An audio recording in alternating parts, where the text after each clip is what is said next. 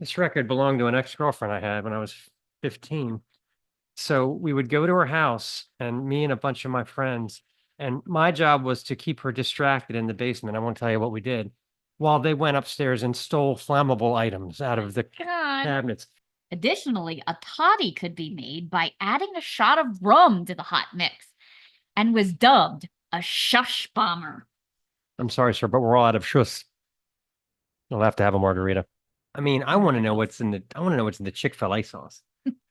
I've heard that it's got angel's breath and butterfly kisses in the recipe. Come at me in the comments. No self-respecting Cro-Magnon wanted to hear, well, Brad's cute and all, and I love his beard. Well, except for the bed bugs and mealworm eggs that tumble out when he sneezes. Or for the sexy Amish look, there's the naked lip beard. Want to take a ride in my horse and buggy, sweetheart? I just had this shaved. Whoever had the idea of putting cocaine as the key ingredient in a soda, he deserved whatever promotion he got. Pepsi's experiments with LSD, Viagra, and Ritalin are wildly exaggerated, but they did. This is the Snaggletooth Rock and Roll Podcast.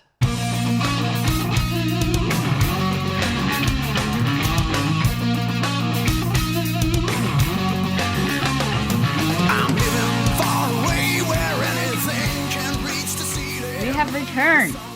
Sorry, no live stream today. We're a little busy. Yeah, things have been a little tumultuous in the Marchman household. Yes, more details to follow. Yep. But suffice is to say, it's been a little crazy. A little crazy, yeah. Which made me think about how much everyone always hates their hair. Yeah. Humans are always trying to alter or improve their hair, Yep. whether, they're getting it a new style or cut or changing the color to pink or red or just hiding the gray or getting a two-tone. We're always messing with it.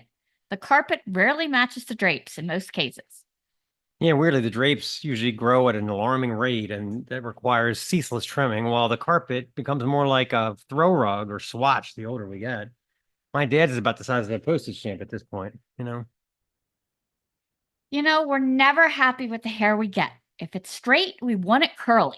Get out that curling iron and cook up those follicles at 780 degrees Fahrenheit. I love the smell of burning hair in the morning, Farah. Yep.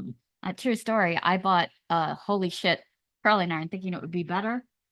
And I would turn it up to like the highest setting. Come to find out, on color treated hair, it shouldn't be higher than 200. And I was literally burning my hair. Nice. Couldn't figure out why I kept breaking. Head's on fire. Interesting.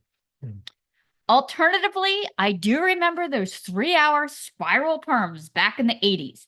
The chemicals always smelled somewhere between rotting corpses and rotten eggs and burned your eyes and scalp in unspeakable ways. I used to always think it was leaching through to my brain. It hurt so bad. It was always such a relief when it was time for that cooling neutralizer. I almost passed out in the little sink bowl in relief. Plus, it was always way too tight, and I hated it for the first 2 weeks until it got looser. It wasn't easy being a member of the Toxic Waste Hair Club, but those Richard Simmons curls must have been worth it. I actually got a perm back, I think it was like 1989 or 90, yeah. And my father made fun of me endlessly, and it was hell. It was like toxic waste. But damn, I looked good after that. It was so worth it. My father made fun of me and be like, do you know how much pussy I'm getting because of this hair? Fuck off, old man. Anyway. We have naturally curly hair. Take a look behind me. Get a flattening iron or a blowout to straighten it.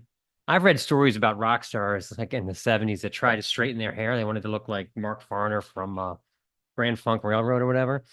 Interesting concoctions. They would all come up with their own. Eggs, vinegar, peroxide, a little floor cleaner, and kerosene. What could go wrong? Just avoid open flames for a few days. Anything to get rid of that old Jew fro, Neil Sean. It's weird how our hairdresser also becomes like our therapist. You've got to switch to a damaged hair conditioner, Diana.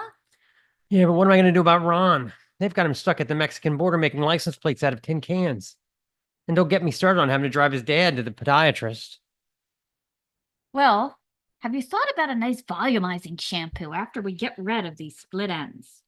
I guess I could. What I really need is to stop the grizzly bears from stealing my Amazon packages off the porch. Sometimes, really, if anyone makes any comment at all about my hair, I just say it's a lost cause. It works well for me. Beards are the same way. Let it go gray, dye it, shave it off? Which one? So many choices: goatee, handlebar mustache, full neck beard, or for the sexy Amish look, there's the naked lip beard. Want to take a ride in my horse and buggy, sweetheart? I just had this shaved. In fact, I wish I had a pencil thin mustache. Hey, that would be an interesting song. You know, there are beard oils just like there are hair gels. There's actually a product line called Brave Before Shave, and they even have merch. It's not a sponsor. They actually have tons of waxes, washes, lubes, balms, conditioners for the recently bearded. They all kind of look like liquid death with the skulls and snakes on them. I guess it's manly. Yep. I had no idea it was so complicated. Probably cheaper and less itchy to just shave it off. Yeah, but then you're stuck with the TV evangelist look, and nobody wants that. All right, let's talk about our feature interview. Our feature interview this week is with none other than Cammie Beverly, lead singer of Oceans of Slumber. Yeah. We have a zesty chat with Cammie about how she came to join the band, her amazing relationship with drummer and songwriter Dauber Beverly, and the making of their new incredible record, Where Gods Fear to Speak. So stay tuned for that. Okay, this is the title track from the new album, Where Gods Fear to Speak.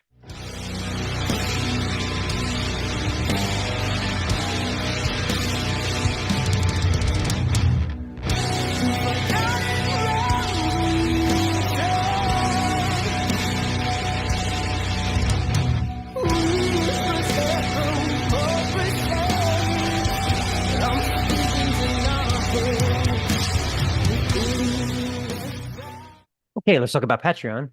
Site is patreon.com/Snaggletooth Podcasts. And for $6.66 a month, you get a zipped up straitjacket full of Mark and Stace. Yep, for less than you spend at Starbucks, you can be supporting this show, helping us continue to bring dynamic and exciting episodes to you, as well as supporting the bands that we feature here, as we most always buy a shirt or go to a show or some other things. Also check out our Instagram pages. I have live stream from a lot of shows we've been to. We've got a lot of good stuff up there, so take a peek. Give us a like. I also do little polls. I did one this week about what you would like to see in season 4. So you can definitely have an input on future episodes. Yep, and we've been focused on the Thin Lizzy catalog. We've reviewed a bunch of their albums on our Patreon page. The latest is this week. We're going to add in a review of Shades of a Blue Orphanage. So if you'd like to check that out, head on over to Patreon and see. Okay, let's continue to talk about beards. Why not? So you've decided to save money and go with the clean shaven look instead. Okay. Christ on a cracker. This is a whole nother line of accoutrements. Razors, hot towels, shaving cream with crazy application brushes, aftershave treatments, skin creams. Of course, you won't need any of these things if you just hang out in the barber's chair and let him handle you while arguing about Rocky Marciano. Yep. I prefer the real Ray's barbershop as opposed to all the competitors that we've discussed on the show before. But don't get me started. And you've got men out there carving weird Tony Stark inspired beard patterns with diamond chipped shaving apparatus. Please stop. You look like someone drew a map of Detroit on your chin with a marker. You know, cavemen shaved for entirely different reasons, and I'm sure they did not have hot towels or creams. Shaving actually prevented insects from laying eggs or nesting in there. No self-respecting Cro-Magnon wanted to hear, well, you know, Brad's cute and all, and I love his beard. Well, except for the bed bugs and mealworm eggs that tumble out when he sneezes. Yeah, that's not hello ladies talk at all. Yeah. Cavemen are memorialized in cave paintings as super tall studs sporting that now popular 2-day growth look. Who knew they'd be that fashion forward? Ready for the front page of GQ, apparently. They didn't have all the fancy Gillette blade quantum technology razors either. They used seashells and pieces of flint, which I'm sure was just super skin soothing.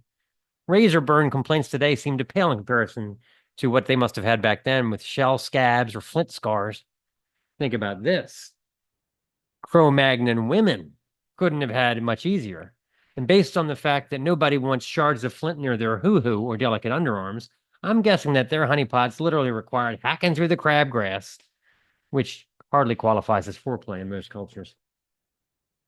And you did some interesting into soft drink histories. You know, the term soft drink, which to us instantly means a carbonated beverage with syrup, Right. originally just meant it was a non-alcoholic drink. Hmm. It had nothing to do with soda at first. I mean, orange juice was also a soft drink. Hmm. Ironically, in the post-prohibition era, soft drinks were a hard sell. Soft drinks were a hard sell, yep. Why the hell would I drink a Pepsi when I can have a JD? Yep, exactly. You know, Coke still guards its secret formula, known as Merchandise X. Only a few people know the actual 7 ingredients. The recipe is locked in a vault in Atlanta. So in case of the zombie apocalypse, you're going to have to head there if you want to get the real thing. I can't believe people still care about the Coke formula. I mean, I want to know what's in the Chick-fil-A sauce. I've heard that it's got angel's breath and butterfly kisses in the recipe. Come at me in the comments. Maybe crack, we don't know. Yeah. You know, Dr. Pepper, this is kind of gross, but it was once marketed as a hot drink, Ugh. a winter warmer to be heated in a saucepan and poured over a lemon. Additionally, a toddy could be made by adding a shot of rum to the hot mix and was dubbed a shush bomber. I'm sorry, sir, but we're all out of schuss. I'll have to have a margarita. Sounds like a World War II thing. Yep. Oh my God, get in the bunker. They have shush bombers. Yes. Eventually, though, this tradition faded over time. They actually used to sell it like a Christmas drink, I guess, like a mulled wine. Because, I mean, ooh, Don't dare gross. compare it to that. No. This crap is nothing like mulled wine. Anyway. Yeah, ew, hot soda with no bubbles left. Plus, Yeah. it's just another reason why the 70s had to end. You know, somewhere in Montana or something, there's probably some cult that still makes this shit as part of their like solstice summoning spell. I guarantee it. Did you bring the Dr. Pepper? Do you have rum? Sure, it goes on. Put on your hoods. You know, it is well known that cocaine was the pick-me-up in the original formula of Coca-Cola. That's why it was marketed as a nerve tonic to relieve exhaustion as well as quietly be addictive. Now that's what I call a can of pop. Whoever had the idea of putting cocaine as the key ingredient in a soda, he deserved whatever promotion he got. Pepsi's experiments with LSD, Viagra, and Ritalin are wildly exaggerated, but you know they did. However, it is true and lesser known that 7-Up had mood stabilizers in it originally. The original formula contained lithium citrate, which is used in modern times to treat bipolar disorder. So it was actually given the way too long-ass title of, put this on a label, Bib Label Lithiated Lemon Lime Soda. Say that 9 times fast. Or you could just call it BLLLS. I mean, try and write the jingle for that mess. Lithium continued to screw up everyone until 1948, when the FDA deemed the drug was not safe for random public consumption. It only took them 11 years to figure that out. I got an idea for the jingle. Okay, how about this? Marketing campaign. No, you're not crazy, Timmy. The checker at Safeway deserved to be called a skank fragment. I mean, she did give you the wrong change. Let's be fair. What matters is that you have a wonderful soft drink that no one else understands but you. Could you imagine? Did you drink your mood stabilizer today? Exactly. Did you drink it? Let's play a song. I want you to choose a song. This is one of my favorites. This is Poem of Ecstasy.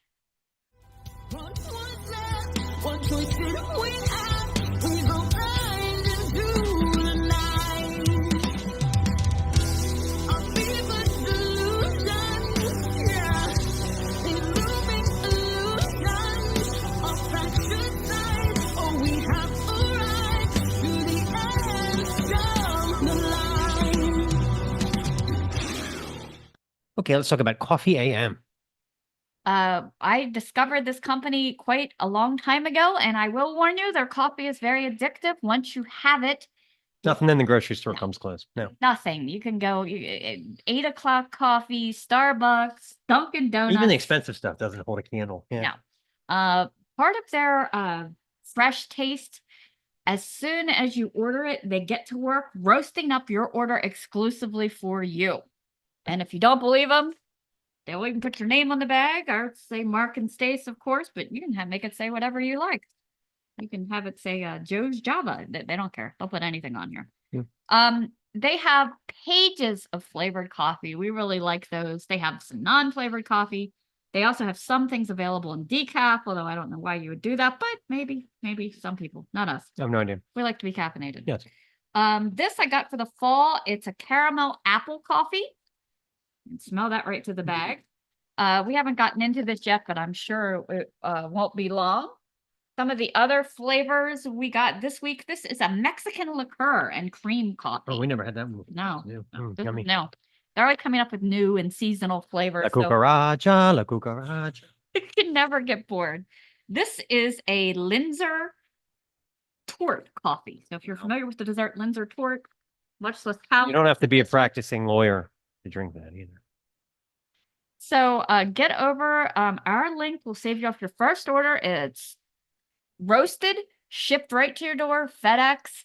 You'll never go back to grocery store coffee again. Nope. It's time for Collectorbation this week. Classic record. Dokken's 1984 masterpiece, Tooth and Nail. The interesting thing about Dokken is the original band was just called Don Dokken. He played the guitar and sang. Somehow, hanging around in Europe, Don became friends with Dieter Dirks, the famed sort of studio Svengali and the main force behind the Scorpions. Apparently, all the heavy touring had shredded Klaus Meine's voice, and he needed surgery on his vocal cords. Dokken worked with the band on the demos that would become Blackout, while Klaus healed from surgery. And one can only assume that in exchange for this favor, Dirks helped Dokken sort of resurrect his first album, 1981's Breaking the Chains. It was re-released in 83. Some extra tracks were recorded, and the new member, George Lynch, was added. And he was already kind of a veteran of the LA scene. He had been in a band called The Boys and later Exciter.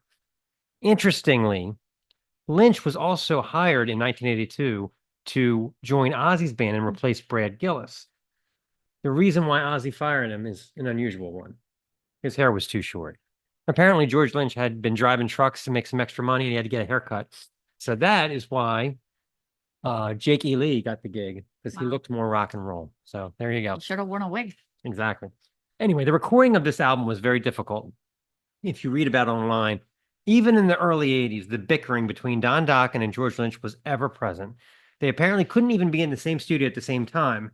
And a host of producers was involved, from Tom Werman to Michael Wagner, and even Roy Thomas Baker had to come in and contribute some vocal production duties. Considering all this, it's amazing how great this record sounds today. Check this song out. The song is called Don't Close Your Eyes.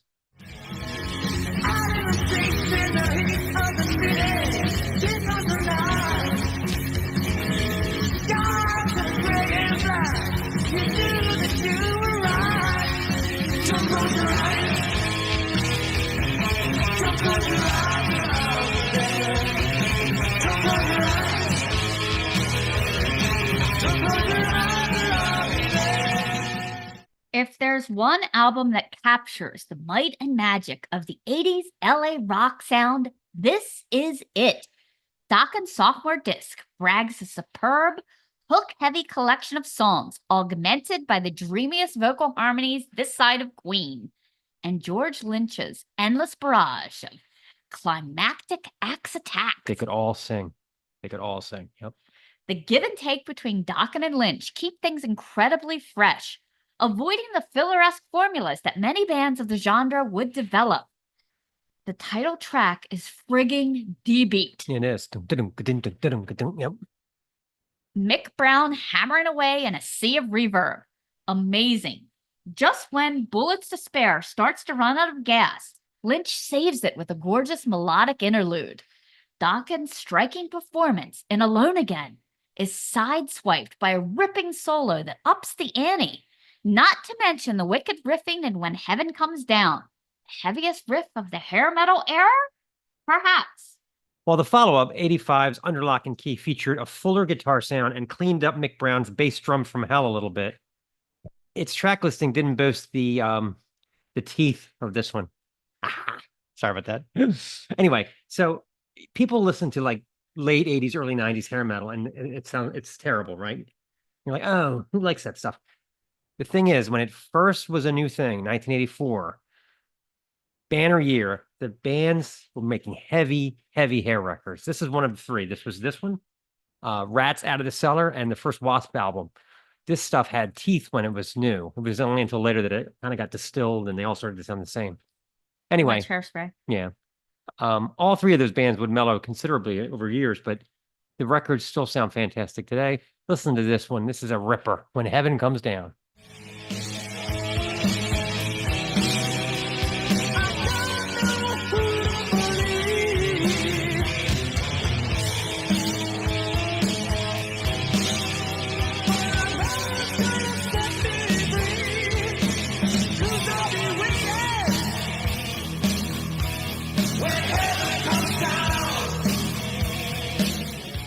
Here's the thing, it's funny because I was always buying when I would buy magazines, it was Kerrang if they had it, and Art Shock if they had it. Those were the ones that had the good articles. I made fun of like Hit Parade or Circus. They were just like picture like what's Vince Neil wearing today? It was terrible. But when George Lynch and Don Dokken were having the band broke up and they were fighting, I was buying it just for that. I'd be like, is Dokken in? Is Dokken in? I am buying it. Something like $3. So I wanted to hear the bickering.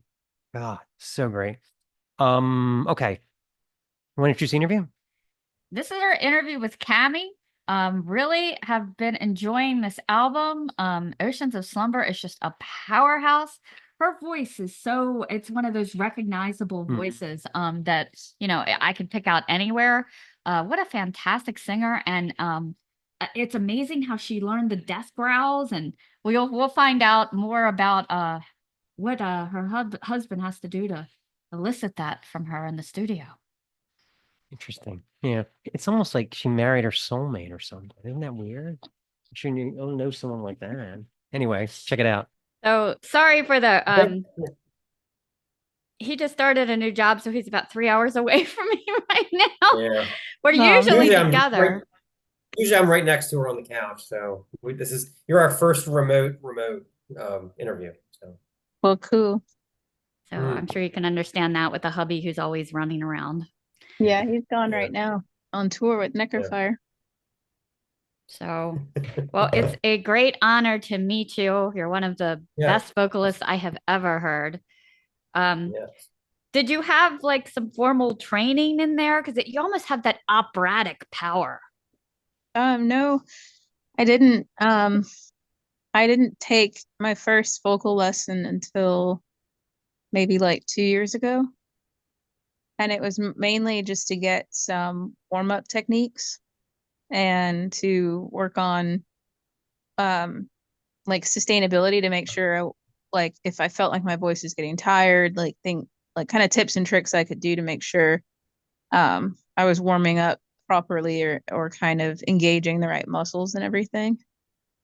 But my dad was a musician, my mom's an amazing singer, and I just kind of grew up taking it for granted. Yeah, it's wild when you kind of come up in a musical family, how it seems, so much second nature. It's just like, oh. Yeah, for sure. I mean, Dauber tells me all the time, and he's like, you need to, work on stuff. And I was like, I don't know. I really just thought, I'm like, either people can sing or they can't. But then I also was like, everybody can sing. If they can talk normal, they can sing normal. But then I know that's not the case. But I don't know. I think everybody has that like sing to a child sing song voice that at least sounds decent. So when did you kind of decide? I love the blend of the growly with the clean. It's one of my favorite genres. That there's so many acts like My Dying Bride who does it, and I was so glad you added this in here. How did that take some training to learn how to do that? Yeah, I'd been dabbling with it for a while because Dauber has always had like another death metal band, and then when he started Necrofire with Christian, I was helping Christian work through some of his like vocal techniques, even though they were for the growls. And so it was kind of through that I started experimenting with it myself, so I could help him better with like what it felt like to see if the breath control and things would be the same. And I took lessons with Mary Zimmer and Melissa Cross, and kind of honed in on the same things, like making sure I was doing it in a way that wasn't going to hurt my vocal cords, or like where pain was okay, or what kind of congestion like to work through or tension to work through. And I took a lesson with them each, and then kind of just practiced on my own. I would say like I'm a very physically sensitive person. Well, and emotionally, but I'm very physically sensitive. And so I feel like any little things, like I'm very in tune and aware of. And so with like when I take those lessons, I feel like we can get to the point pretty fast because I'm pretty descriptive, and then they know how to pinpoint where I'm coming from. And I didn't want there to be anything that was like off limits. And I didn't want there to be anything that I as a metal vocalist wasn't doing that was fully metal. And so to me, that included growls and harsh vocals. And so I did as many as I could in as many styles as I could on this album.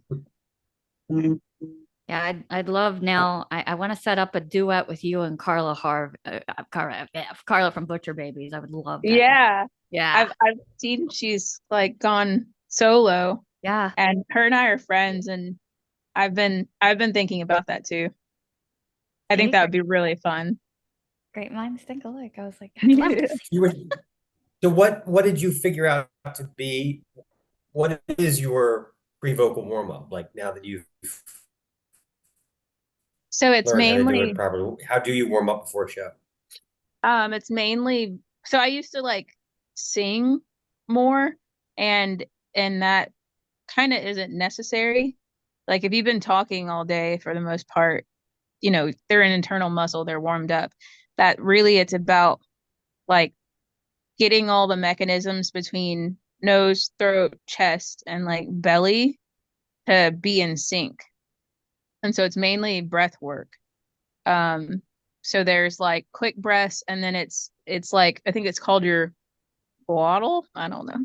When the vocal cord part that like if your vocal cords are like slamming together, it's kind of warming them up to do that. And so I don't know what they're called, but it's like pressurized syllables. So I'd do like t, d, z. I do those, and so it's like B, D, T, and Z, but like a lot of emphasis, a lot of compression, and it's like zzz, zzz, zzz, and you do those, but like as big and full as you can. And you do it like short and quick to engage your lungs. And then I do big like lung breaths. So I fill up my lungs, I fill up my belly, I let out breath in my belly, I let out the breath in my lungs, just to kind of compartmentalize, all right, this is where I need breath to go. And then I do the like lip trills, or like, and I'll do those. I'll do the beginning of each song, like just real short in trill form, just so my voice, because I used to struggle with that first note being as nice and clean as I would like it to be.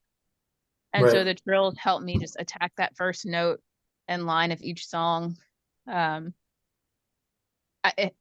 cleanly. But it probably, that's a bit of like a mental thing, but it just helps me feel prepared for like the beginning of each song. I drink lots of water. I get something warm to drink. And then I chill. See, I thought you were going to go shot, joint, bring it on.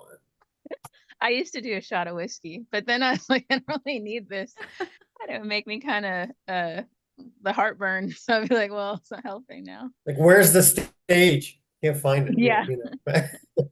But I used to make like hot toddies, and those are good, but they're kind of elaborate. So I didn't always have the stuff to do it. I love a good hot toddy. Stace makes great ones. Stace makes them great. Yeah. Yeah, like Tom Araya has that. That's whole usually when we now. run out of wine. Yeah, when I'll go to get wine, and I'm like, we're out of wine, and then she goes into hot toddy mode. It's great. Yeah. It's the fall and winter drink of choice. It's actually inspired by Charles Dickens. Everywhere in his book, they're drinking hot gin. And I'm like, all right, that sounds good. Maybe in some lemon zinger tea, that'll kill any cold anywhere. Heck yeah. I think so. So after Ethereal came out, how did you kind of come to join the band and kind of make some changes as far as some It's kind songwriting of and like all? the Gathering. It's kind of like the Gathering. Like they did that what a record or two with the male vocals, and then a neck joined and like took over and a complete change of sound. You guys are kind of like that, same thing. Yeah. Yeah, The Gathering is actually a big inspiration for Dauber's choice in pursuing a female vocalist. Yeah. I've got to meet I used Annika. to have like a little bit too much of a crush on a neck. Like I started like writing reviews and writing like what she was wearing. A little creepy, you know. You're all, wait Anyway, a sorry. second, I'm getting too detailed. Um, but I came in, I would say, kind of well after Ethereal was released, and it was all very serendipitous because there's a big jam room downtown that a lot of Houston musicians jam in, and if you kind of have had anything to do with the Houston music scene, because there's not a lot of places outside of someone's house that are like public jam spaces, and so I was in a band in a room next to Oceans of Slumber, like the original Oceans of Slumber. And my band shared a room with another band called, well, I think, yeah, they were a Nova Skyway at the time. And so the members kind of overlapped and we're all friends. And then they knew Oceans of Slumber.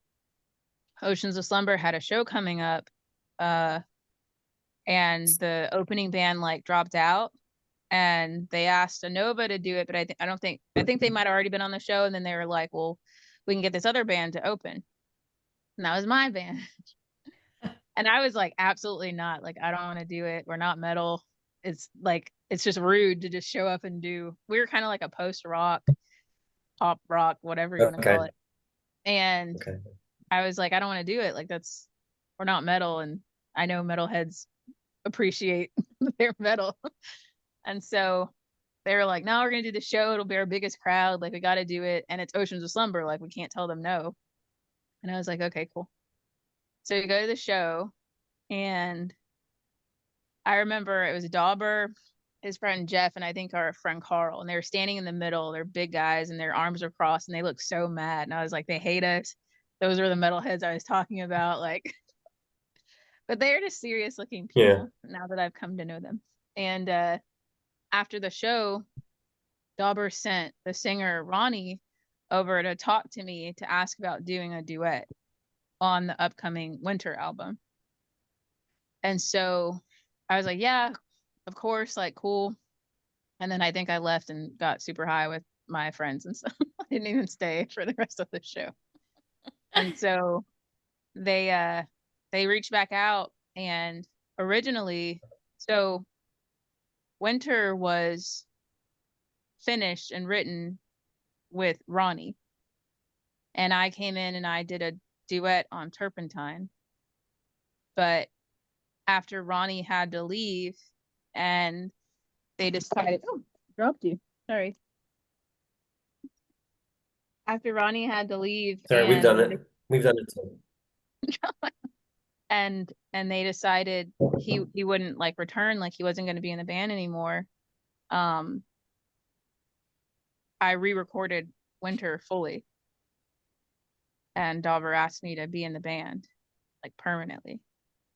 And so it was like a matter of like 3 months from meeting Wow. him to re-recording Winter, and then another month recording Blue, because we got interest from Century Media to release Winter, but we needed to kind of stall. And so we made up doing Blue and then released Blue ourselves. And so, yeah, it was like less than 6 months that I did the 2 albums and Wow. joined the band. Oh, yeah. So, Speaking of Century Media, so I know that you were on Century Media. First of all, I wanted to ask you, like, how are they as a label? And I read the story about how they didn't like the direction of Starlight and Ash, yeah. you know, the way that they just summarily dropped you guys. I mean, what was like, talk about that. So like Century Media for us was a lot of transitioning hands.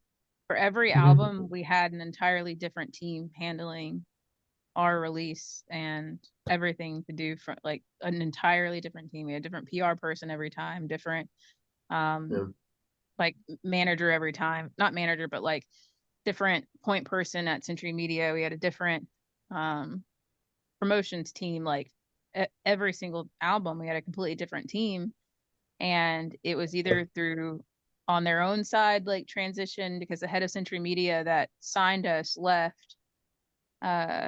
I think after we released Banish Heart. And it was hard to feel like we were ever with a team that liked us as a band. Like we're fans of the band. And not even that they had to be fans, but it's like it didn't really ever feel like they respected the kind of artists that we were. And I think a lot of labels, but in particular, kind of the current team at Century Media is struggling with balancing doing the right thing with doing what the algorithm wants them to do. And they seem like they want bands that will always do the same thing, because then it's easy to kind of put them on the conveyor belt of promotion, feed them to the algorithm, and then have success. And it's like, for a band like us, we're not doing the same thing every time, and we're not trying to do the same thing every time. And we have a big spectrum of what we're capable of doing really well, and their willingness to trust us in doing that was just never there.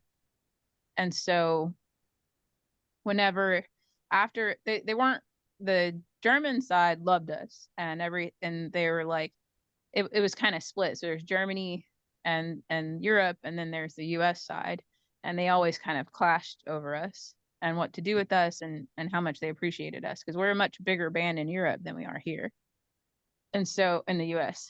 And so when we came out with Starlight and Ash, after Starlight and Ash, the New York show that we just did, like now, was something we pitched to them to do before this album came out. And it's live recorded. It's going to be a future like full CD release. And they were like not into it, the US side. And they were like, we don't want the option. We were kind of just tired of y'all and dealing with y'all.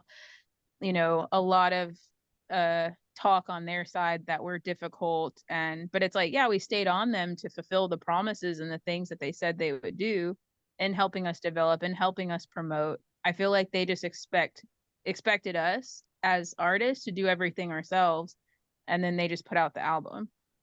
And it's like, you're the one with the team, you're the one with the connections, you're the ones with the networking, like help us do stuff. And it was like, no, you're on your own, get your numbers up. Wow. You're a mid-sized band, you're not that big, always just talking down. And so when the US side decided they didn't want to exercise the option, we were like, okay, well, we don't want to be just a European band, and this relationship is already so strained. We're like, just drop us. And so they're like, okay, like, you know, release us. And they released us, and we immediately went over to Season of Mist, where we feel so loved and so supported. And it's so nice to be told, like, you're doing good and you're good at this. And you're like, thank you. Ooh. Yeah, I've heard. Well, it sounds like when you lost your main advocate at Century Media, that's the doomsday right there. Yeah. You know. Yeah. I mean, and we lost, it was like we had 3 main advocates when we first signed, and then they all left for various reasons. And then we were just free floating, and we were left to people that didn't share our vision, didn't share our passion, and could care less about our band. And they made it very obvious. And so it was it's like your day job. It's like the boss that hires you and that you've impressed leaves, and then his predecessor's like, what do you do here? Yeah, exactly. It's the same thing. It's just like where you have to justify your existence, you know. Yeah, that's exactly how it went. So now we feel very supported, very understood, and it seems like a relationship where both sides are thriving. They're getting, you know, what they need and want from us, and we're getting what we need and want from them. And we've never, you know, we were at Century Media for a while, and it's like we've never been talked to the way that Season of Mist talks to us. And we're like, wow, is this what it's like to not be scared every time, you get on a call. So Yeah. I know what you mean. Yeah. I really Hmm. love the idea behind that. It's the concept of the soundtrack for a movie that isn't. It was. I found so much. I mean, we did Uncle Ass and the Deadbeats, which is for this Italian movie that doesn't exist. But I love that as a concept. Who came up with kind of the basis of and what kind of is the backstory of this movie? So Dauber is the mastermind behind everything that's written, and I would say all of the inspiration, and he relays it to me, and then I, you know, go off with it and find my own tangents and fall in love with the story and meet him where he's already been dwelling. And so it began with a few songs and this deep dive into like the Book of Eli, Dune, The Road, like this dystopian future of super advanced technology, but super deprived like human souls. And so when we were writing the album, he just intertwined it in these obviously magnificent ways to create this soundscape and these intricate sort of like ambiances and features that travel throughout like the whole album. And I feel like tie it together more than any of our previous albums. Starlight and Ash kind of aside, because I feel like that album is as conceptualized, but it's almost like the opposite side of the coin to this album. Like to me, they go together so well for us along a discography, but they are like contrasting. And I think it's really cool. Like color wise and everything, even for the like aesthetics. And so for Where God's Here to Speak, it became about painting this picture and relaying these ideas of someone struggling through this time span and through these ideologies, both like internally and externally, how they're wielded against them, how they're breaking free from this system of thought, from this system of living, and they're trying to return to themselves, and they're trying to see a way out of something that's just been pummeled into them.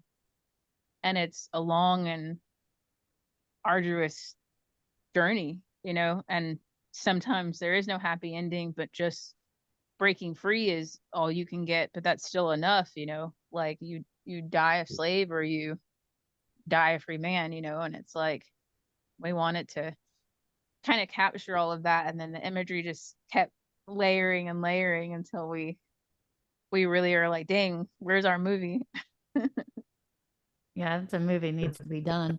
I guess I'd love for the very first track, the title track, you've got those swells and then the quiet. It's so cinematic immediately. Yeah. Thank you. So yeah, at least a graphic novel. You should at least do a graphic novel. Right. We'll have to get somebody who like bring this to life visually. I can draw some strong stick figures at best.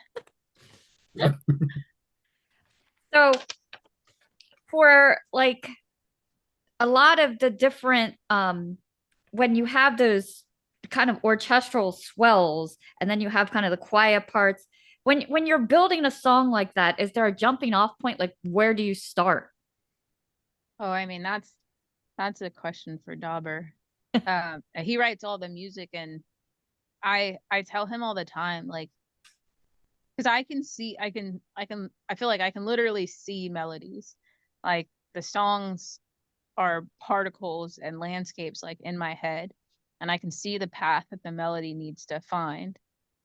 But when I listen to the music, or I realize I'm like, well, he wrote every layer or part of this, it blows my mind, because I'm like, how do you hear all the parts, right? And how do you we talked about it a lot this record. I'm like, I don't know how to write a song. I think like if I had to, I could, but it would, I feel like, be like a kid building something with Play-Doh versus someone building a skyscraper. I was like, I know the parts that it takes, but it blows my mind like how he creates these songs and these soundscapes and all the little sounds and to know like, oh, it's missing something, you know. It's like I'm not a cook. I'm not that level of a chef like he is when it comes to it. Like it's brilliant to me. So I can't answer that. I have no idea. Well, he's in so many bands. He's got to be so busy. Do you ever like find yourself saying, can't you just chill for 1 week? Just play a video game, order a Yeah. pizza, chill out, you know. I pull him away to, or he makes time to watch movies and cuddle and be calm with me. But at any time he announces he's gonna Right. join a new band, there's a level of agitation that I'll be like, okay. And it takes me a little bit to be like, all right, I'm excited. I'm excited now. Because he has a level of output that's more than anyone I've ever known. But he has to do something with it. It would corrode and he would combust if he had to just sit on it. So I just hang out. I try and keep up. So is it, I know, because, working with my husband, is it like sometimes you got to be like, all right, no shop talk, or is it like always there? Sometimes like, I mean, well, there's two sides of it. So when we're talking about like music and new music or inspiration, like that side's always on. When we're talking about like industry and label and content and, tours and business side of it, that part will be like, okay, we'll just not right now, or whatever. We'll talk about that later. But so it's kind of split in two.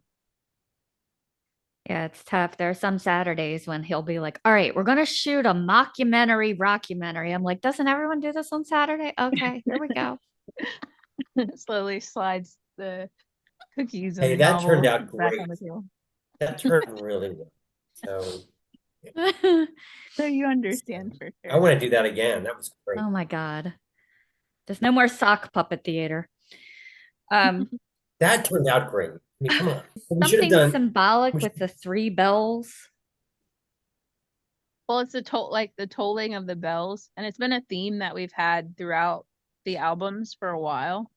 And the imagery and symbolism of bells, how they ring for celebrations, they ring for funerals, they ring for, you have giant bells that are like for cathedrals to tell a whole city, to command a whole city, down to like fairy bells that are tiny and intimate. And it's just been a symbol we've, I guess, as a family, as our own like familial culture, and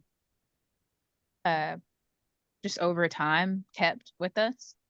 And so it's this futuristic, it's the religious traditional element in this like super sci-fi kind of post-apocalyptic world that is kind of has that like archaic sort of old school touch to it, because there's all these like wires and other bells and stuff coming out of them. And so it's just that tolling of the bell. It's like something about bells are kind of magical. It's always that foreboding, bong, bong. We might be moving, so we were looking at a house, and this house was right next to a church. And I thought, well, that's not bad. And then I thought, oh my God, what if it's Sunday morning and it starts gong? Yeah, those bells go off. You're like, you better like them. Like, that's not going to be good. That's not going to be good at all. Yeah. But I love how it looks Yeah. like you kind of get that barren wasteland feel, like Mad Maxy type, Yeah, with the colors. exactly. Yes, we were going for that, and there's a scene it's in Blade Runner, I believe. And they go to this city where they find the scientist or the main guy, and it's all orange and dust. Wow. And it's in that movie, then Dune, and it's like it's Mad Max, like it's just that iconic dystopian orange.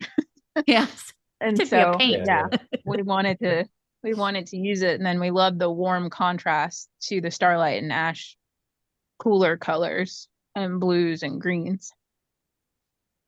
It's cool. Like you Yeah, were thinking. what was it like You guys went to Columbia to record with Joel Hamilton. What was that like? That was awesome. He, it's, it wasn't something I ever thought of, but I don't, sometimes I'm guilty of not dreaming as big as Dauber does, or even knowing like what I'm allowed to want to do, you know? And Yeah. so he's always had a dream to record abroad. And I never thought about it. But when we met Joel, and we'd been at Studio G like 2 or 3 times at that point, with Oceans and then with Necrofire, he has worked at a studio Audiovision for years and is very comfortable like going to Columbia, and he's like, let's do your next album out there. Dauber's like, bet.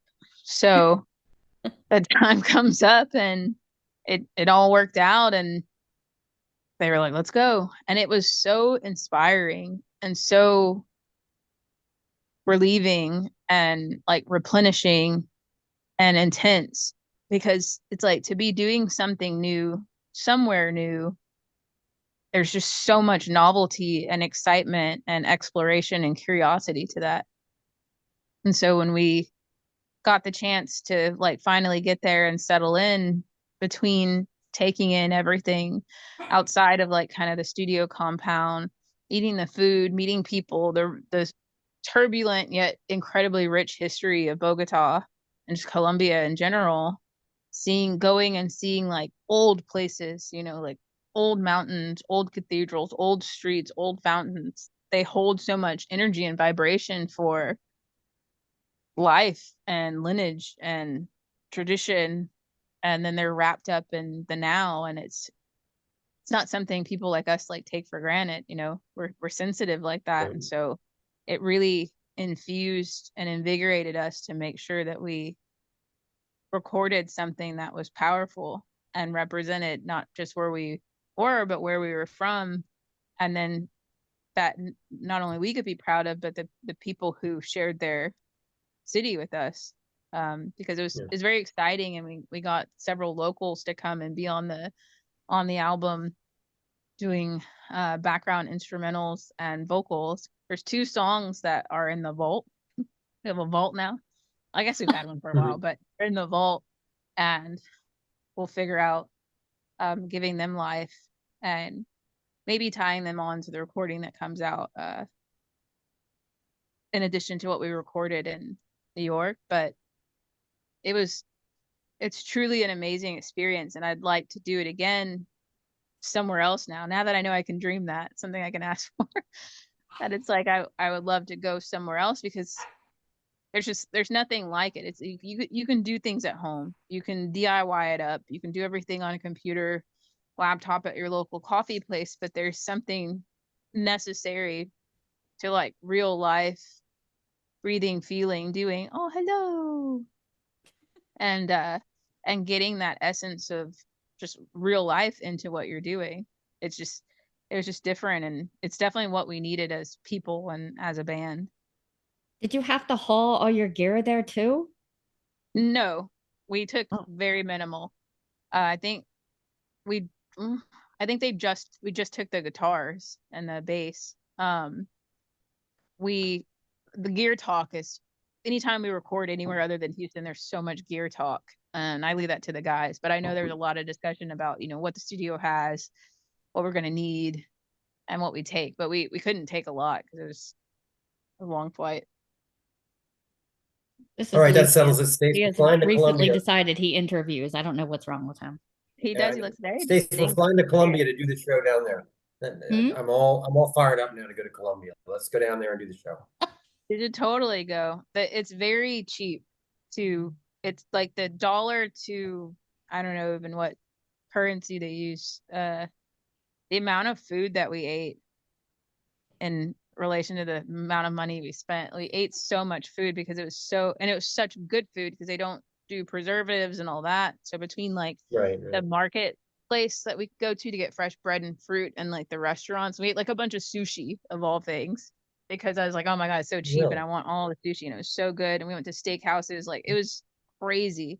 But there's a big disparity between people like not class, but like, I mean, there's definitely like a class system, but there's a big I don't know how to call it, disparity in wealth. And so there's areas that like you are just off limits. Like you go in there, you won't come back out. Wow. But they're like right there across the street. And it's like up a mountainside, and it's like, you know, very dense. I don't know if they call them favelas there like they do in Mexico, but like super dense and super dangerous, like heinously poor. And then right down the road across the street, there's luxury apartments and luxury housing, and it's like you just see each other from each other's windows, and that Wow. bothered me so deeply. Like I just could not. Yeah, It really was like culture shock. Like I couldn't, and I still can't reconcile like how that makes me feel. And I know that those places, I mean, they exist all over, but in that sharp of a contrast is jarring.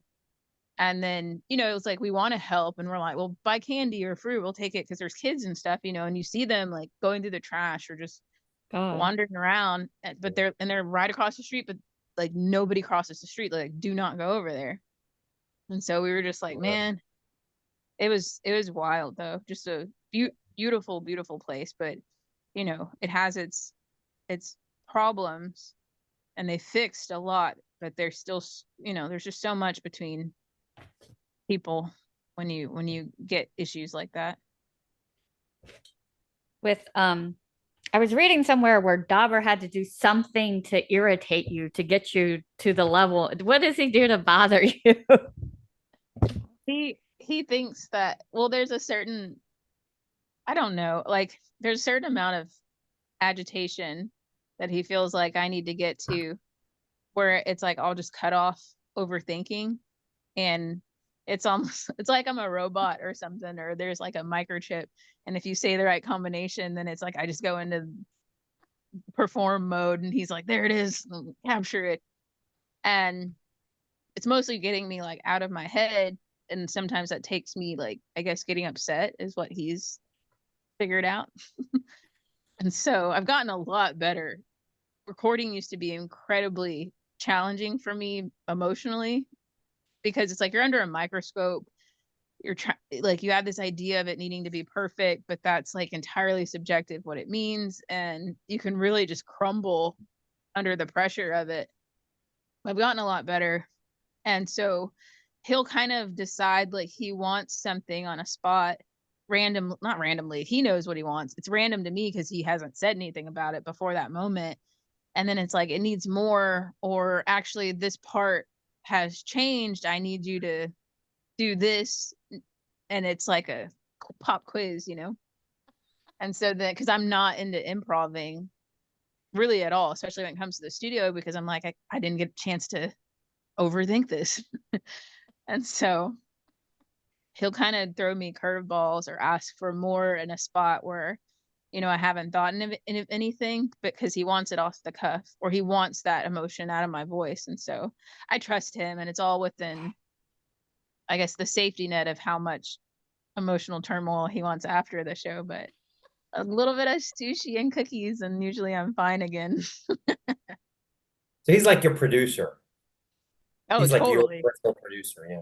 Oh yeah, like fully. Like Same. I follow his direction, and like he is my Yeah. guiding force in pretty much all of my musical output, but like for sure telling me what to do.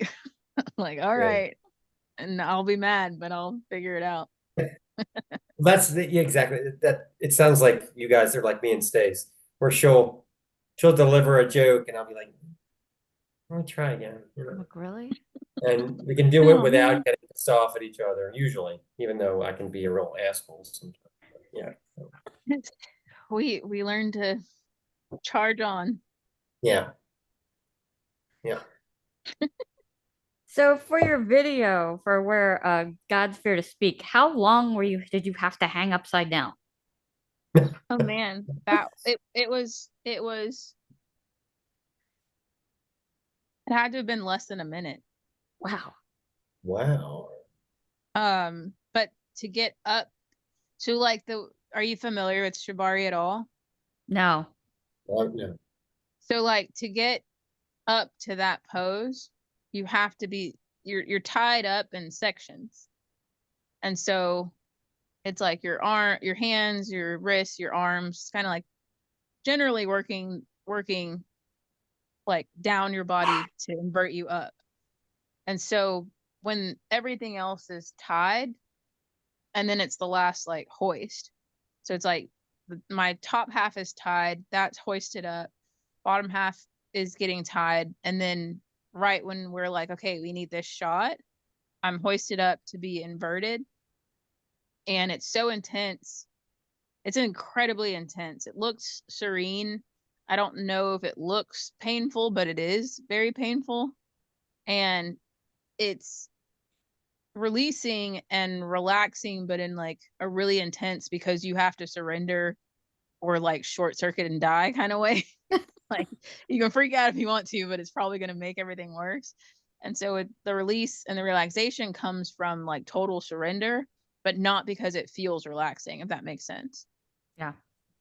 And so I hadn't done, I'd only done shibari once before that in preparation of the shoot, but the team that we worked with was incredibly knowledgeable and fully had to trust them, and did, to achieve this inverted look that Dauber wanted. He wanted this advanced ass pose, because I was all like, just tie my hands. And so it had to have been less than a minute, because I was gonna black out. Like it was just all the blood rushes to your head. It's constricted at all of like your pressure points. They spun me around, got the shot, and then immediately worked on getting me down, because it takes just as long to get you down as it does to get you up, because they don't just drop you and untie you all at once. They have to like slowly let you down and untie backwards what they tied going forward. And then you have to like rest a little bit. But I didn't have time to rest. And I immediately went into doing the like growling section. And then the part where I'm wrapped in plastic and being dragged across the floor, which is another type of bondage all in of itself. And Wow. the shibari lead, the guy, he was like, I don't really recommend that like right now. Like he's like, you're gonna like, you need to like you need to calm down, like you need to sit down. But we only had a little bit of time to shoot, and I was like, what you don't know about me is we never stop. So they dragged me across the ground. Like I had a little air hole like to breathe through while I'm dragged in plastic. So when they cut me out of that, my shibari team is like there, and they're like hovering very comfortingly, and I'm like, why are they hovering? And they're like, you're gonna crash, like you're gonna crash. And I'm like, no, I'm fine. But I just start laughing like hysterically, because the release from getting cut out of the body plastic it was so exhilarating. And so I'm like laughing hysterically, and they're like, yep, like you need to sit down. But then people are like taking behind the scenes pictures and all this stuff. And then the people that worked at the facility are asking me a bunch of questions. And I just start like crying, but I don't even remember. But like somebody was taking pictures, and you just see me start crying. Oh God. So my team take me, and they like sit me down. They wrap me in a blanket, and they're like, just like go with where this goes. And then I just start hysterically crying. And it was like this full trembling body release, and just like crazy overwhelm of emotions. And so they're all like petting me, and they're like, it's okay. Like, but like your body goes into a sense of shock because of you just try to kill yourself. Like it's like a torture technique. And they're like, your body thought it was dying, and then, we're in like grave danger, and now it's coming down. And then like, you did 2 bondage things like back to back. And I was like, yeah. So then I was done after that. Wow. It was intense. It was really crazy. I enjoyed it like overall. And I like extreme things like that, because I was like, it's not gonna kill me, but we'll see how it feels. And so I think it was worth doing. And when I'm back to where I can do it again, I'll definitely explore it more slowly, work my way up. But because there are some poses that like you can like genuinely relax in. And so we'll get to that one day. Wow. Right. And then, so you go through all that, hang upside down, and then wrapping yourself in plastic, and you know, all the ensuing things that happen to you. And then you put up on YouTube, and people post, Yeah. it's okay, My it's okay, God. They're like, eh, they were like, is her health this is okay? obviously So AI. healthy. I know. It's They're like, lame, AI. Yeah. loser. I was all, Lame whatever. loser. Exactly. That's the internet age. Yeah. So you almost Yeah, killed I didn't. yourself for your art, and people are like, it's okay. I had to stay away. I stayed away from the comment because I was Eh, like, I'm also a lot more exposed than I have been in a lot of videos. Also, that's also my husband's encouragement. So I was like, I don't even want to know what people are gonna say. I'm over it. Yeah, we had considered for Halloween this year, we had considered doing the Lemmy Wendy O. Williams Yeah. costume, you know, Get out my electrical but tape. I vetoed it. We're doing something else because it's just Yeah. not. I'll just say there's plenty of that online as it is. It's just a little over the top, yeah. So, I loved your makeup in that too, with like the black kind of tendrils. Did you do that yourself, or did they kind of come in and do it to you? Dauber painted them, and we'd been experimenting because it evolved. Like we were going for like a tree, but we evolved that, and we ended up doing some different sort of trees and stuff on myself and the guys when we went on tour. And then he did another kind of like Sanskrit thing on my face for a video shoot, but I'm not sure we're going to be able to use the footage from it. But we'll see if we can't get some parts because it just looked really cool what he painted on my face. That was wild. But yeah, he's quite artistic too. And the chant in that one, when you kind of go into that, your grace, your weakness, it like with very Handmaid's Tale-ish, like kind of, you know how they're always saying that stuff back and forth. It was like, it's so creepy. So it's from, I think it's First Corinthians, and there's a scripture, and it's like, your grace is sufficient, made perfect in my weakness, is a summary of that scripture. And it's basically like how you can't tell the difference between your suffering and your faith, and that there is no like tell to when you're just suffering or if you're suffering for like reward when it comes to like religious faith. And so it's kind of this Job-esque take on the idea of like, okay, we're God's fear to speak, and it's like, well, it's in the face of your suffering, because here you are, and it's like you're calling to them, you're trying for them, you're suffering for them, and they don't manifest. It's up to you to decide it's up to you to decide if the outcome meant they were there or not. And I find something kind of what's the word? Deceitful about that. Yeah. To where it's not very objective if I also have to decide in showing my faith that like, oh yeah, that's my reward. It was there. That it's like, it's not finite, then it's my perception. And so that chant is like slowly someone saying it in reverence, to someone saying it frantically, to someone saying it in delirium, to someone saying it like completely broken down and like broken, like mind altered. And so I thought it was fitting. Oh, that's really good. It was very haunting too. It So reminded in me of that cult thing where Yeah. in the school where they had to do this hand thing over and over, like they made them do it for like 8 hours. Yeah. That was nuts. Yeah, Stace and I have watched every possible documentary on cults, like all of them. We're just, I wanted to ask you, Send so some other good ones my way. I like to watch them. We've watched have you seen the several. one about the Church of Jesus Christ of Latter-day Saints? That might be the best one I've ever seen. I haven't. I'll look it up. It's great. So I wanted to ask you, the credits of the record, you have the cover of Wicked Game by Chris Isaac. Like, how did you choose that? And were there like others in the running? I love that song. Yeah, Oh. they're up until the last few hours of our time in Bogota. That wasn't the cover that we were doing. Oh, really? Okay. And there's always like a list. We have a long list of just songs that we would love to cover, and we kind of feel out what the other songs in the album, feel like in relation to like which one on that list would fit the best. And so we went through a lot of ideas, and we had actually ended up on Crying by Roy Orbison, Okay, yeah. but Jimmy Necco's version. And that was cool and all. I hadn't really practiced it, but that's not why I hadn't really practiced it. The guys had already recorded their guitars for it. It was the last few hours at the studio, and I was really tired and getting upset because I do that. And Dauber took me into one of the big rooms where there's a big grand piano. And he's like, let's relax a little bit. I'll play piano for you and, just hang out with me.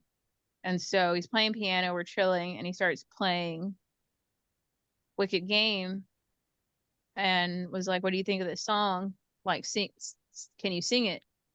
And so I'm singing along. And a friend of ours was like, that's so beautiful. Like, I love, like, she had come down there from New York to see us and was hanging out, and she was courting, and she was like, that's amazing. Like, you guys should do that song. And Dauber's like, we are. And we're all like, what? Because we only had like 4 hours left in the studio, and that's not what had been recorded. But when we were out at dinner in Columbia, this terrible version had come of Wicked Game had come over the restaurant speakers, and Dauber said it was like some kind of EDM coffee house, just terribleness, and it offended his soul.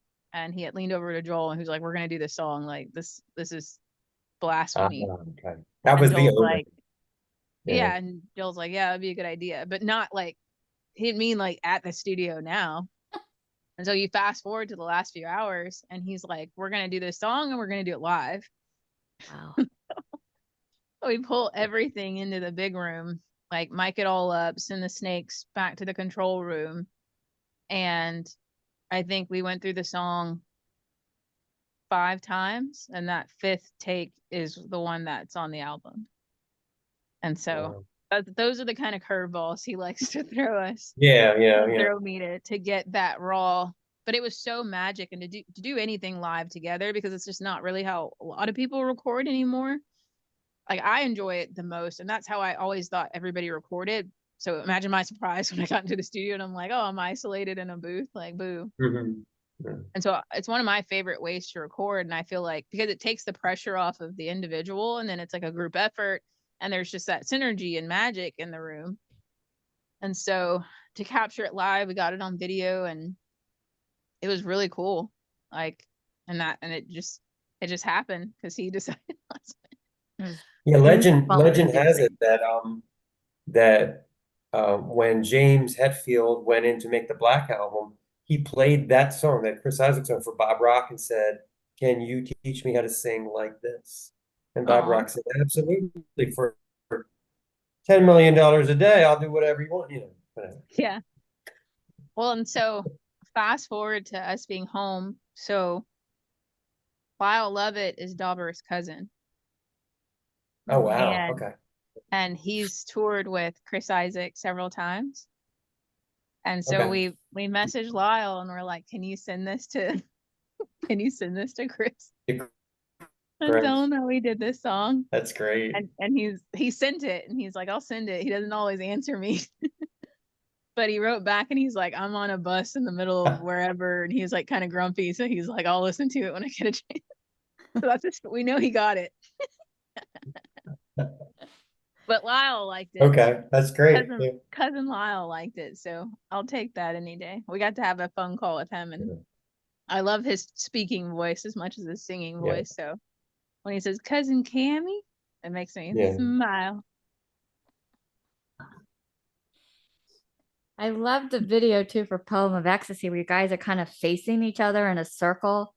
Is it like, do you ever do that to kind of bounce off each other? Because it looked like you were creating like this energy force. Well, that's how we record. Like, that's how we rehearse. Like at the jam room, like we're in a circle, which I really like. And so we wanted it to be kind of that nostalgic 90s grunge rehearsal room kind of feel to it. And so yeah, that's why we decided to kind of do it in a circle to get that motion and energy to it, because it's a really cool way to like convey that. So yeah, for sure. Yeah, I love that. It's such a good study of light and dark too. Yeah, I love the composition of how that came out. Like a good just play through video is always, I feel like, just fun.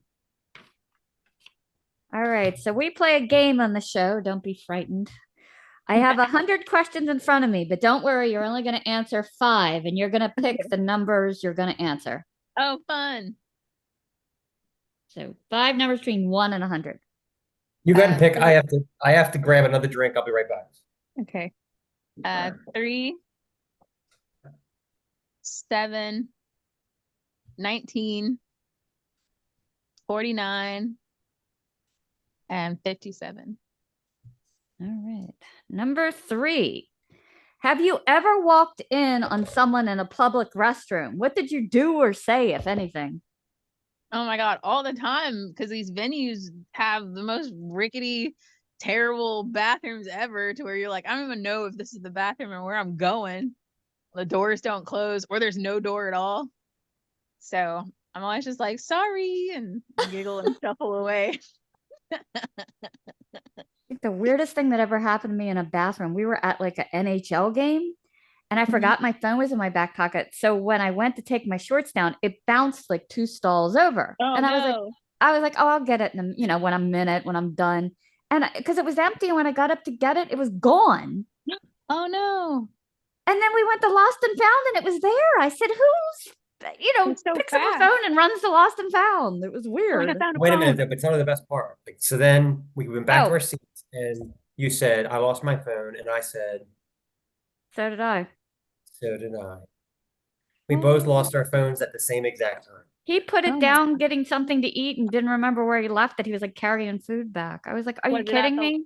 We did- both just Was your lost our phone the lost and found too? Yes. That was a His good was- time. That's crazy. They have a bandit, only it's the opposite. They have like a phone rescuer if they just move too fast. Yeah. It was a great night. I couldn't believe we did that. All right, number 7. What is the last thing you do before falling asleep at night? I do box breaths because they help me relax. So I get all the thoughts and anxiety right before I need to go to bed.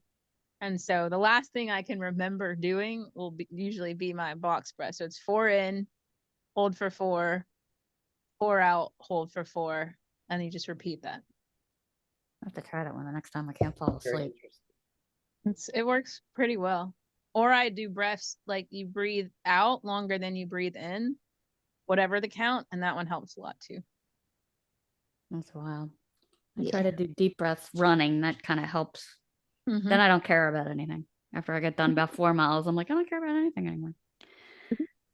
Number 19. What would you do if you were invisible for a day? That's a good one. I don't know, because we've always asked like, what would you do if you were like the opposite sex for a day? That's our other. But if I was invisible, I don't know. I'd probably go to like a bunch of plays and like theater stuff. Just sneak into shows unpaid, all the big concerts, like all of that, as much as I could. Performing arts, I go steal. Oh my God. Performing art. I go steal free shows. Oh, it's terrible. But Love yeah. it. Let's see. We're up to 49. Do you find clowns creepy? Yeah. I don't, well, for like multiple reasons, but yes. Because I feel like if I have to think about it, which I don't know if it sounds mean, but it's a disclaimer. It's like clowns, when you think of a clown, the majority of them are men, and then their faces are painted in creepy ways to try and be like not creepy, that's just inherently more creepy. And it's, Yeah. I just can't find any idea of a clown that like doesn't feel predatory. You're like, oh, that clown, he's so cuddly and like nice. It's like he could be any shape and have any facial features, and it won't matter.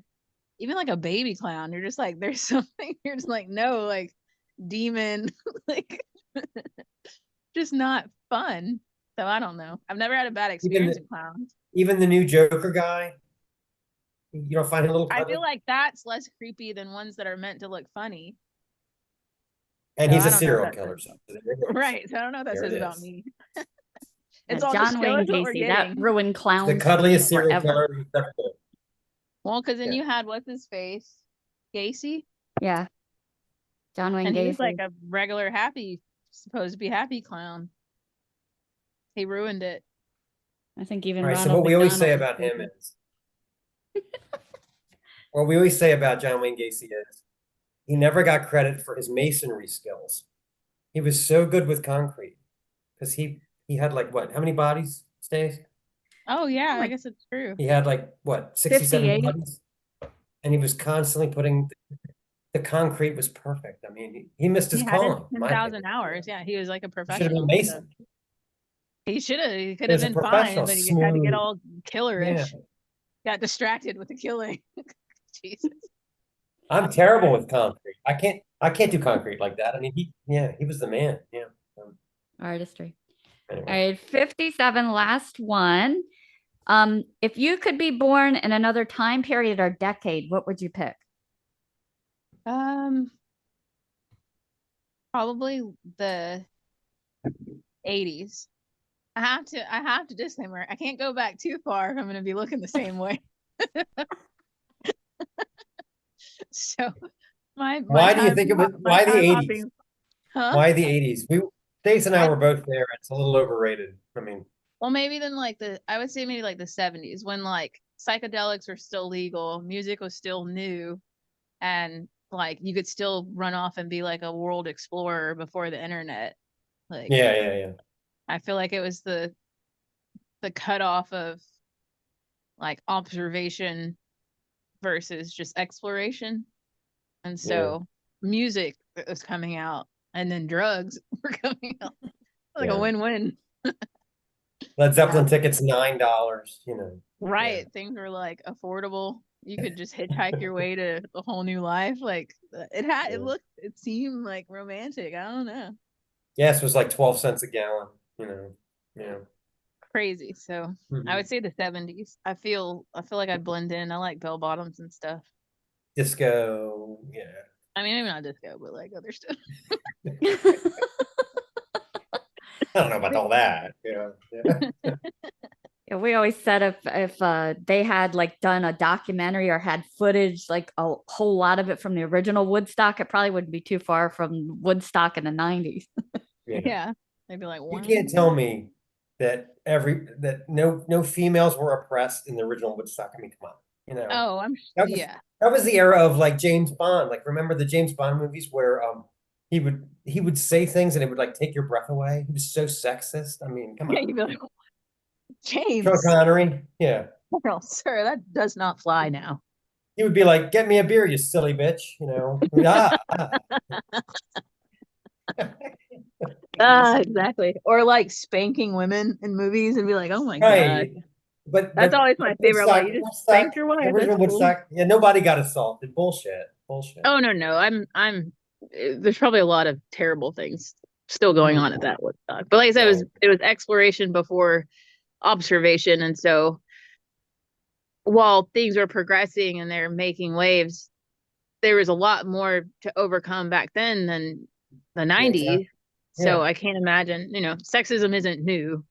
So let's not try They and made act the like movie. They made the movie, and the movie, everybody watches the movie and like, oh, that's exactly what it must have been like. It wasn't. It's well, a no, movie. yeah, of course not. Right.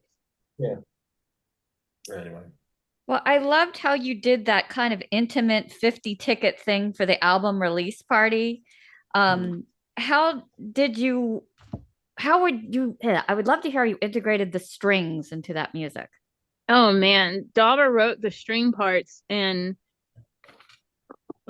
it was so beautiful. It was so nice. And again, like just blows my mind to even know how because then he's layering and recreating on his own songs. And it's just, He's very brilliant. I'm missing him a lot too. So I'm like, oh, he's just amazing. But we wanted cello and violin, and then we had whatever the middle one, like viola. What's the middle size one? I think it's viola. Viola. I think it's viola. And I don't know. I don't know how. I mean, we wanted strings for sure. A lot of the songs are written on piano, with strings, and then turned into heavier things. But those elements have always been there, and so Dauber, he just thinks in so many waveforms, and what an absolutely magical thing to have done, and an inspiring and challenging thing for us to have done. Like, it really improved us and pressed us as musicians to strive to do more and incorporate more, because the other musicians we were meeting up with are incredible. Like the highest of hives, Matthias and Carla, you can't mess with them, can't waste their time. And so to be on stage with them, to be considered peers with them, blows my mind. I just got here. I just sing. I don't even know what I do. So Did you record it? yes, it's all recorded. It was all like mic'd up to whatever you call it. I'm not a gear or studio. I'm doing this not well, but the master board with all the buttons, that's where it went to. The mixing board, the big mixer. Joel and Mixing. Dauber would be very disappointed. Yeah, it's like the mixing table or the mixing board. And then we recorded it professionally with videographers. So it's a full MTV Unplugged, VH1 Unplugged, little series thing like we wanted to do. That's awesome. So how was the Mad with Power Festival in Madison? And I loved where'd you get that crazy crown? I loved it. A friend of mine made it, and my mind's gone blank. I can send you the link to his. Actually, let me see. I have a keychain. His name is on it. But he does really awesome leather work, and he made us keychains too. DNA, but I don't know what that stands for, but Oh wow. yeah, he made it for me a couple of tours ago, and I wanted to bring it back out because what better place to dress up than Mad with Power? And it was a really nice festival. It was really fun and really well organized, and the whole stage and setup was just, it really did justice and showed respect for the bands that came. It's just, you want to feel like you're given the opportunity to do your best and deliver your best.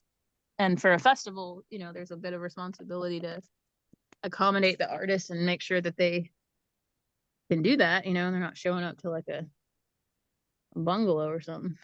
And so it was nice.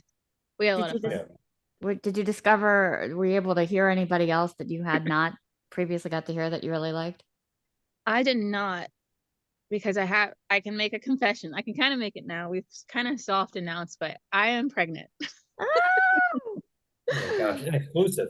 Awesome. Yeah. I haven't told any of the other interviews, but at the last festival we just did, I'm kind of showing, so I was like, well, I can't really hide it anymore.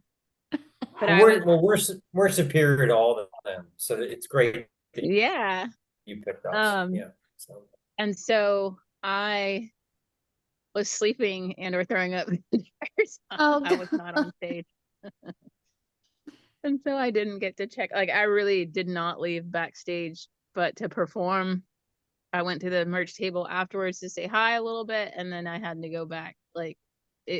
First trimester, that was first show pregnant, and it kicked my butt. So I did miss out on a lot of the festival.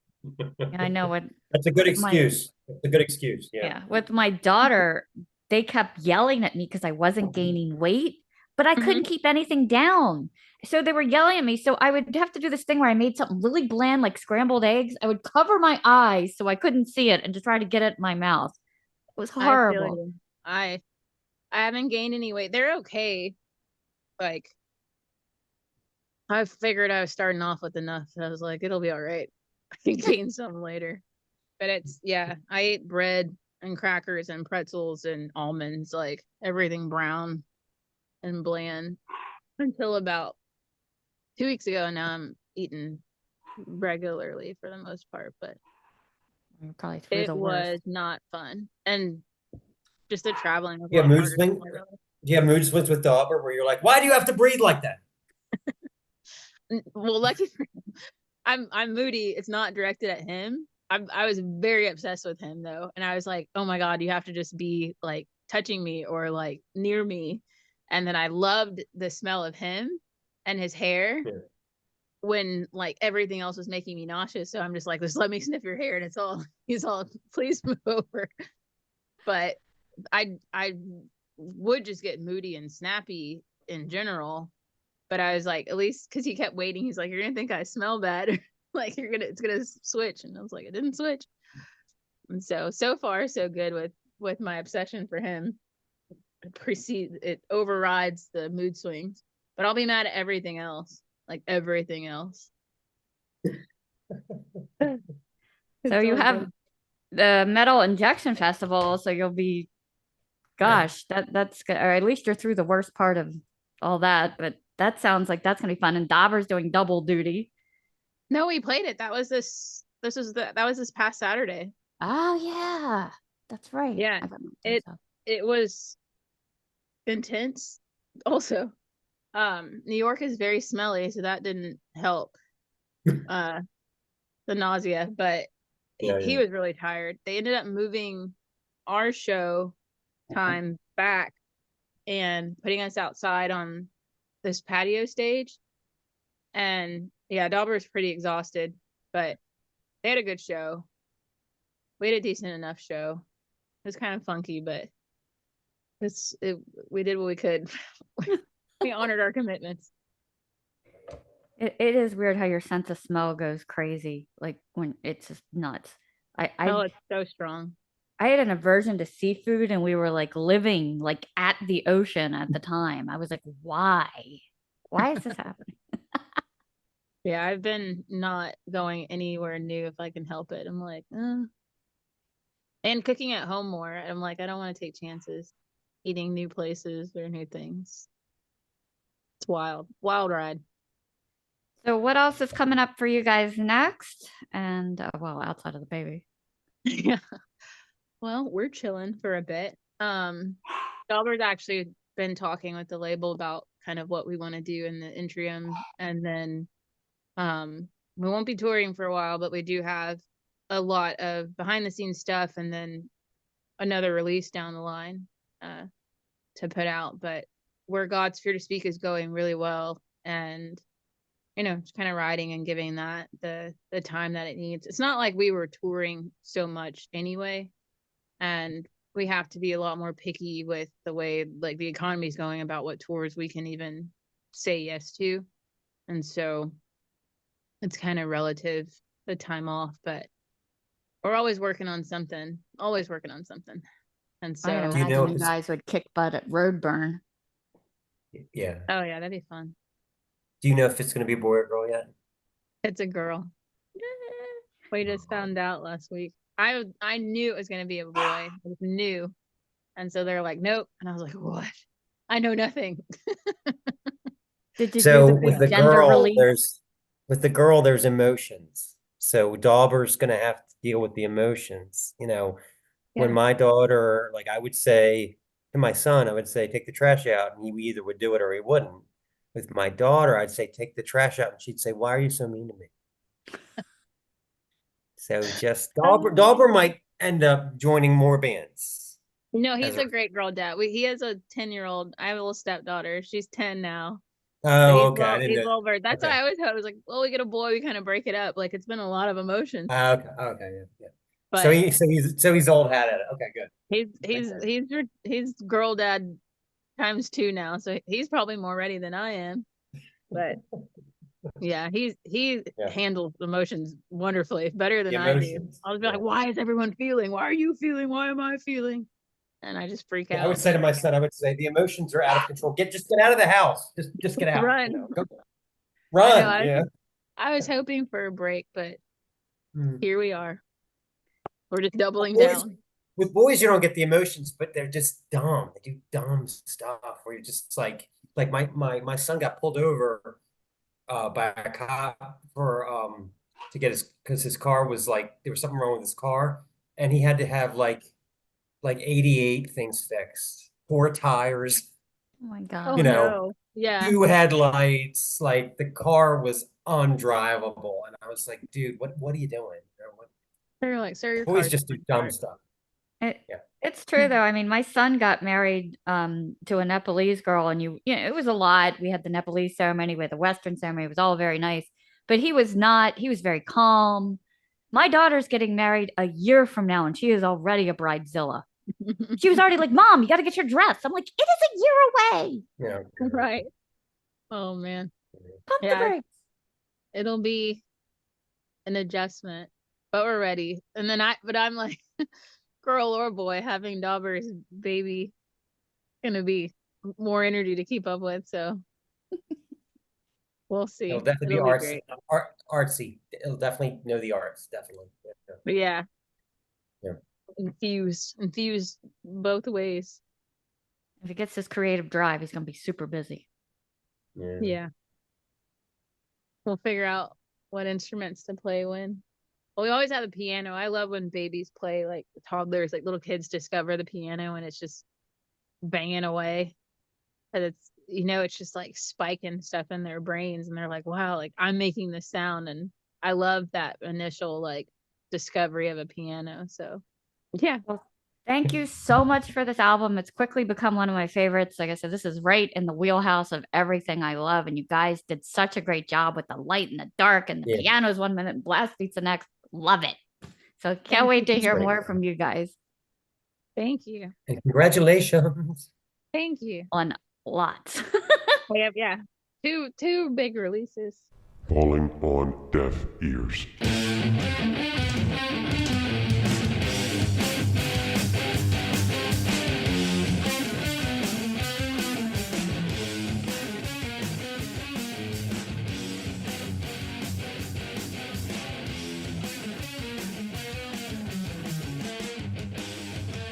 So, okay. All right. Deaf Ears 1 is a new album from Class. It's called A Healthy Alternative. Funny enough, when you Google this band's album title, you'll find all sorts of workshops for which you can register to adopt a clean and holistic lifestyle. Who the hell needs that? Not exactly rock and roll, but the band Class is another story altogether. A Healthy Alternative is the fifth full length from the Tucson, Arizona four-piece since coming together in 2020. They've got a new bass player, Joe Jennings, and his warm, groovy rhythms are all over the record, enhancing an already impressive sound. He even adds some colorful saxophone melodies to the record, so he's obviously a polymath. For me, Class always calls to mind those records from the late 70s that were categorized as stripped back punk and new wave, but actually included amazing musicians and expansive production, like the Dead Boys' first album, the first couple of Elvis Costello records, and of course, the Dictators. There are moments on this record, largely due to the vocal chameleonism of trade-off vocalist and guitarist Andy Poog and Eric Meyer. These guys actually out-dictator the Dictators sometimes. It's crazy. The band wastes no time as the opening track, Scared to Care, leaps from the speakers with hard slashing guitars and saxophones leaping out seemingly from everywhere at once. Jennings' presence is as bold as brass from this very first track, as the leads of Poog and Meyer are bolstered by his rhythmic flair. It's obvious from song titles like Not an Idiot and You Who Sucks the Rhyme that these guys don't take themselves too seriously despite their obvious charisma and talent. The hits are here to stay seemed an ode to classic deep cuts on records that nobody ever got to hear, and the chugging tempo shift and panicky lead at the bridge is one of the coolest parts of the album. Bebop with the Rats wins the official Dictator Sound-alike award, vocals full of sneer and surf-adjacent drums, walking the line between the groovy and the goofy. Finally, there's the obvious Ramones tribute, Armory Building, that bounces along on 4 or 5 chords max, enhanced with Rockaway Beach style woos, and even kicking off with a 1, 2, 3, 4. I read an interview with the band where one of them says they're looking for a legacy band to take them out on the road with them. but I firmly believe this band is capable of making their own legacy. Welcome back, class. This Maybe- song, Maybe they could go out with the Dictators. this song is called Scared to Care.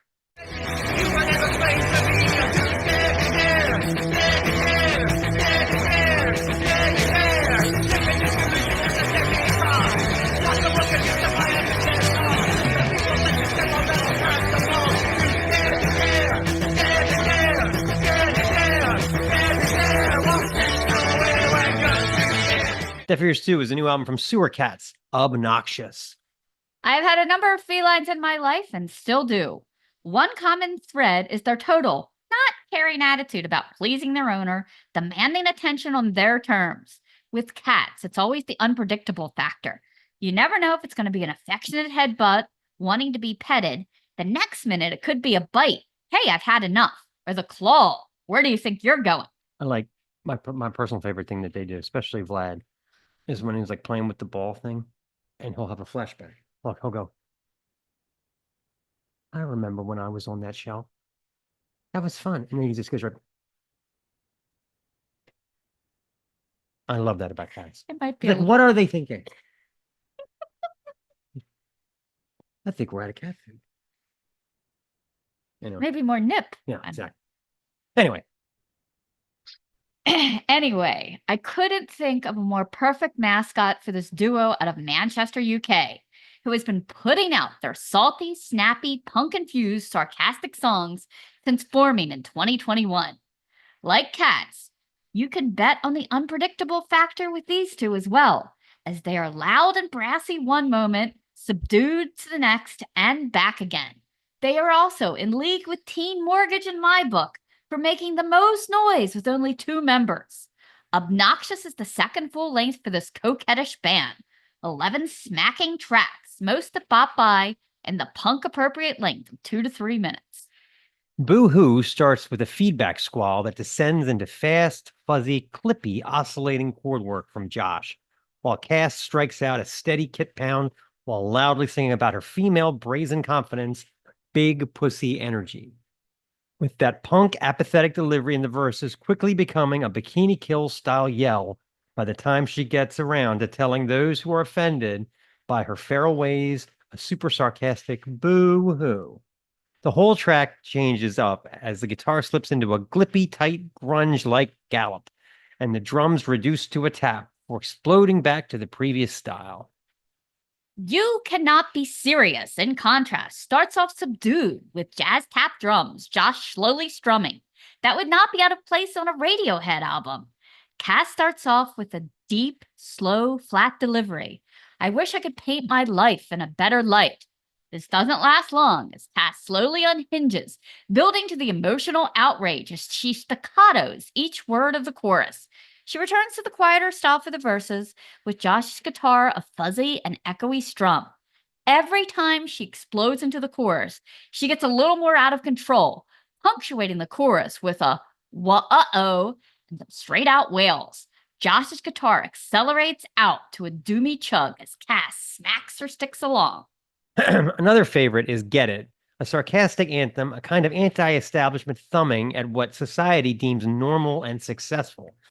After a shimmery synth start, Cass breaks into a popping go-go's-ish drums and delivers lines making fun of hashtags and manifesting one's perfect life as pretentious nonsense.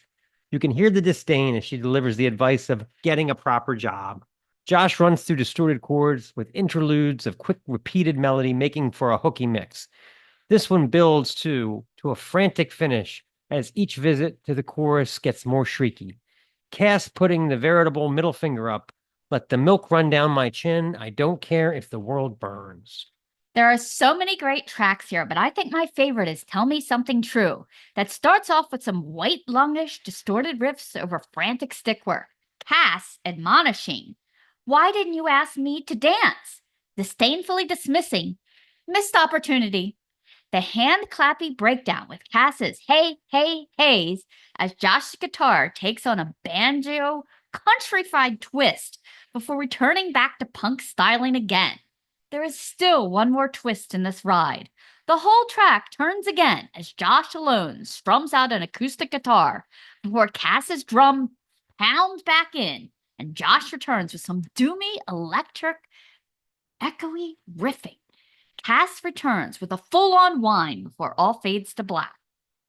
Cass said that for this record, we wanted to make a record that leaned in even harder to all the things that make us unique and not to be afraid to push into territories that feel uncomfortable. I think they can check off the mission accomplished box. Fans of Sprints, Jen and the Degenerates, or Hot Snakes will enjoy this wild ride. So this song is called Boo Hoo.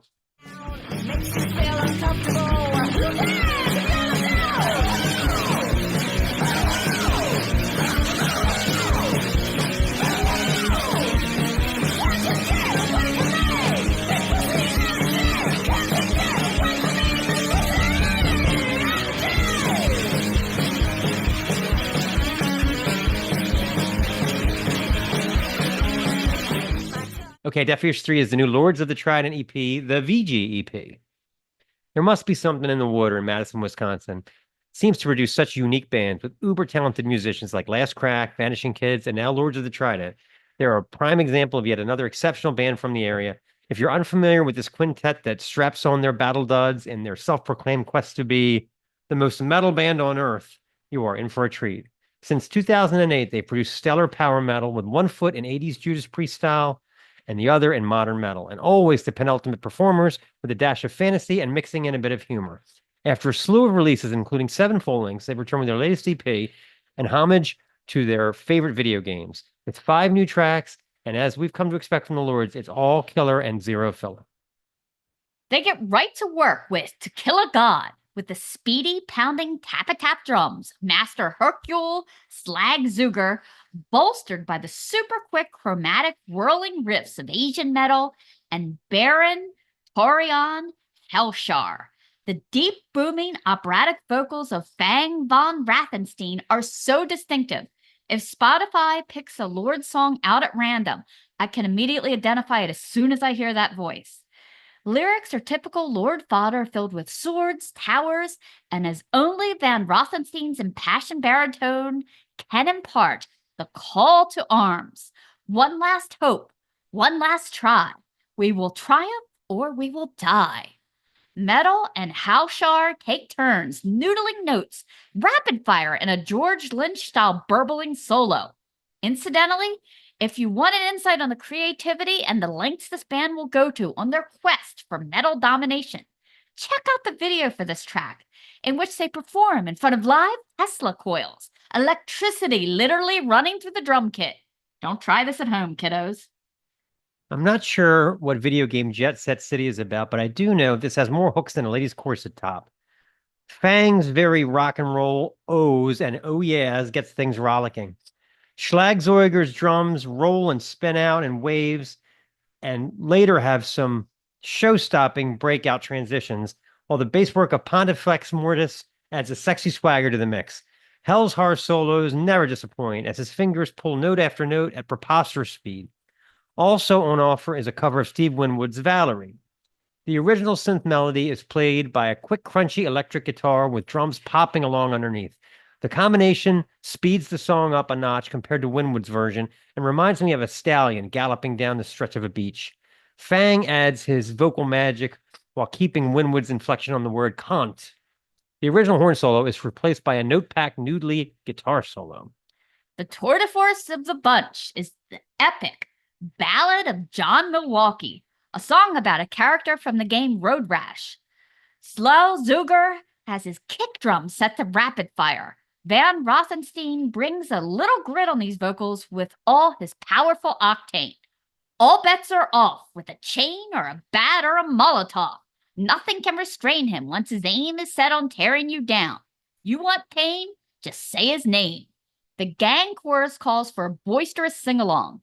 A talky guitar echoes the vocal lead and culminates in a huge finale. Drums roll out even faster with a guitar wailing and repeated wahs, in time with every syllable Von Rothenstein sings, in a bring-the-house-down finish.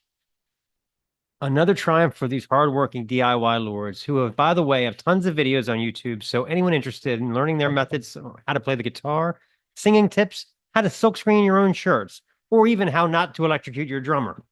I have to say, I was always a big fan of Armored Saint, Queensryche, Saxon. These guys blow all them away. I mean, these guys are better than the masters. So I mean, it begs to be checked out. Okay. Maybe someday Stace and I can make it out to Madison. But if you get the chance, like the lyrics to the song Valerie say, come and see them. They're the same heavy metal lords they used to be. All right. Okay, this song is The Ballad of John Milwaukee.